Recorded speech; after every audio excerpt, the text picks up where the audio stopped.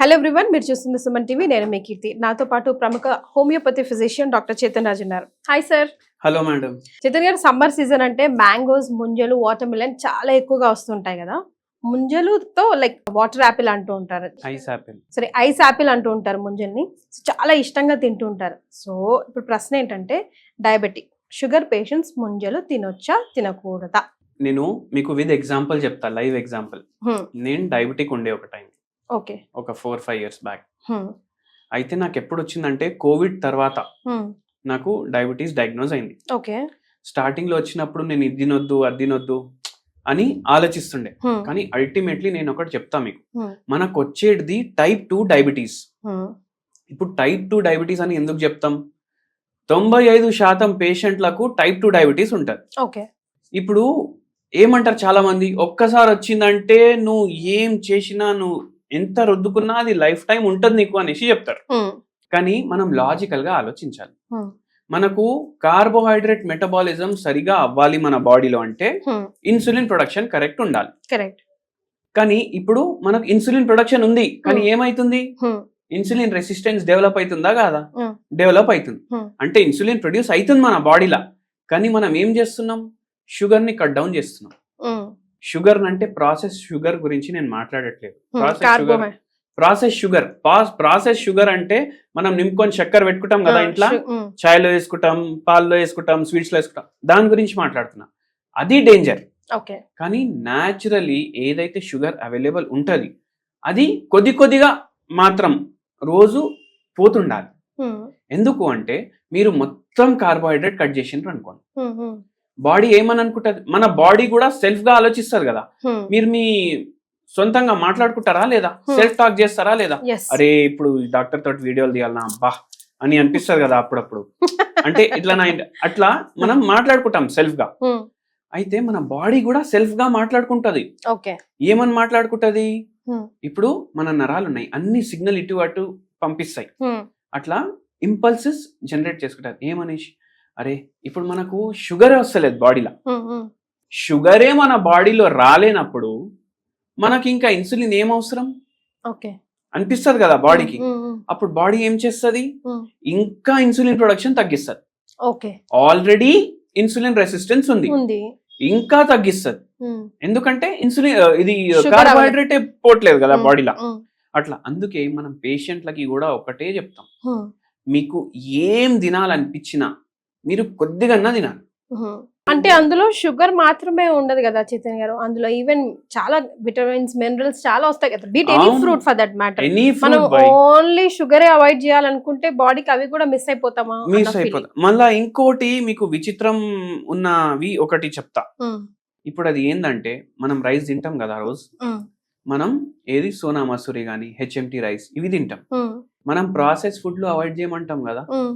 Rice కూడా ఒక దాంట్లో చూసుకుంటే ప్రాసెస్డేగా, ఎందుకంటే హస్క్ పోతుంది, మళ్ళా దానికి ట్రీట్ చేస్తారు, మళ్ళీ హెచ్ఎంటి అనేసి ఏదో బాయిల్ చేసి మళ్ళీ సల్లగా చేసి అట్లా తయారు చేస్తారు. అంటే మనకు రైస్ ఎట్లా కావాలంటే ఉడికినాక వైట్ కనిపించాలి.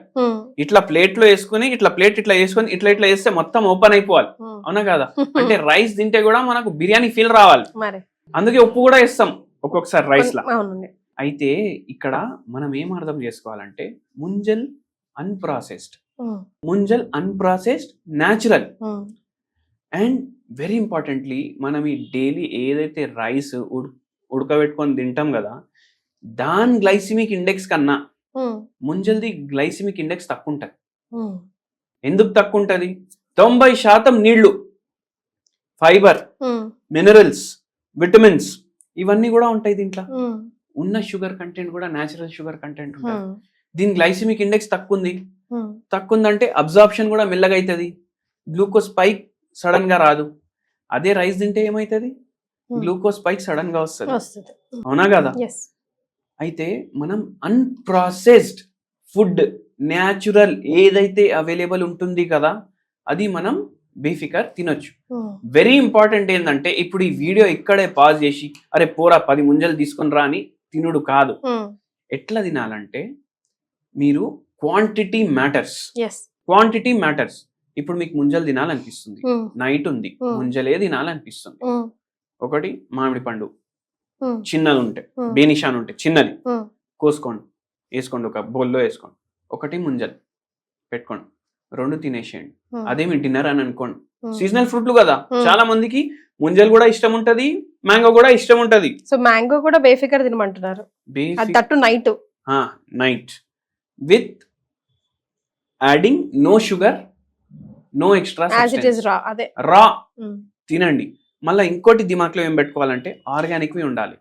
ఎందుకు మ్యాంగో బదులు ముంజలు ఒక 4-5 తింటే ఏమవుతుంది? 4-5 చూడండి, ఇప్పుడు 4-5 కాదు 10 కూడా తినొచ్చు కావాలంటే, షుగర్ వ్యాధి లేకపోతే.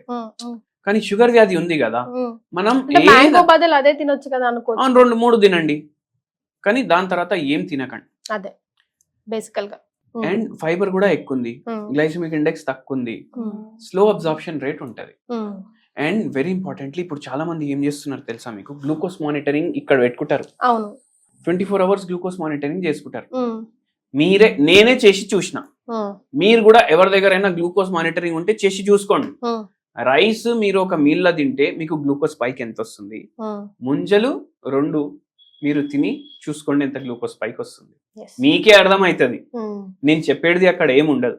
మళ్ళీ కొందరు కాంట్రవర్సీ ఇట్లా ఏం చెప్తారు, అరే ముంజలైతే పామ్ నుంచి వస్తుంది కదా, అంటే డేట్ పామ్, ఇది కొబ్బరి బొండా పాము, మళ్ళా మనం చక్కెర తయారు చేసుకుంటాం కదా షుగర్ కేన్, అయితే పామ్స్ లోకి వెళ్ళి షుగర్ తీస్తారు, ముంజల్లోకి వెళ్ళి కూడా షుగర్ తీయొచ్చు, కానీ ప్రాసెస్ అయిపోతుంది కదా, అన్ప్రాసెస్డ్ మనం తినేది. సో అట్లా మీరు తినండి. ఇప్పుడు మన దగ్గర ఇంతమంది డయాబెటీస్ రివర్సల్ కోసం వస్తారు, నాకే షుగర్ వ్యాధి రివర్స్ అయింది.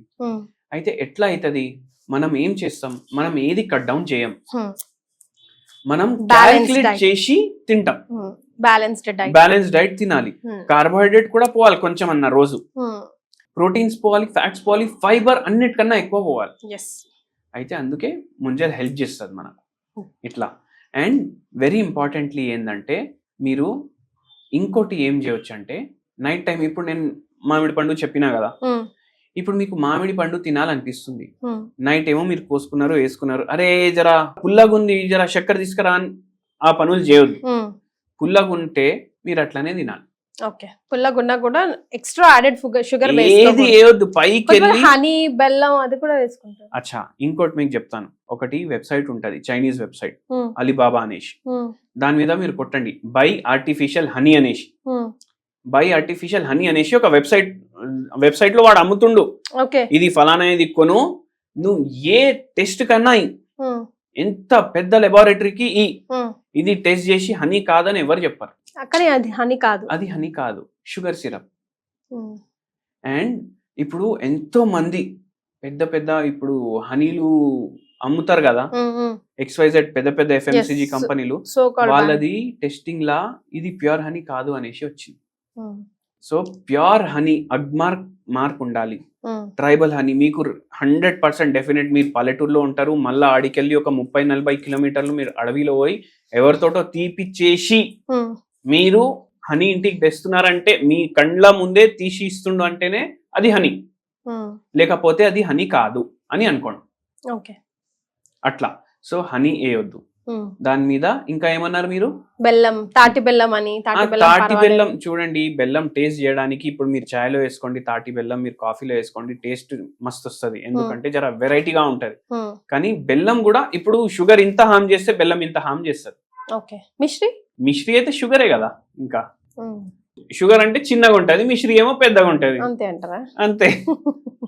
దాన్ని పౌడర్ చేసుకొని మరి పాలలో టీలలో వేసుకుంటూ ఉంటాం, అది కాదేమో, ప్యూర్ ఫామ్ కాదేమో. లేదా మేడం, అది కూడా షుగర్ ప్రాసెస్డ్ ఏం వాడొద్దు మేడం. Okay, so by default processed food వాడొద్దు. Natural food, fruits are natural food beat anything, అందులో షుగర్ ఉన్నా కూడా అది హార్మ్ఫుల్ చేయదు ఒక మొతాజ్లో తీసుకుంటే కనుక అని అంటారు. సో ఇందు మూలంగా మనం ఎండ్ ఆఫ్ ది వీడియో చెప్పేది ఏంటంటే, డయాబెటిక్ పేషెంట్స్ బేఫికర్ ముంజలు తినొచ్చు, అంతే కదా? కానీ క్వాంటిటీ ఇన్ కంట్రోల్. తర్వాత ఇంకేం తినకూడదు, ఇంకా అదే ఒక మీల్ లాగా పెట్టుకోవాలి, beat breakfast, lunch or dinner. Done. Thank you for joining us.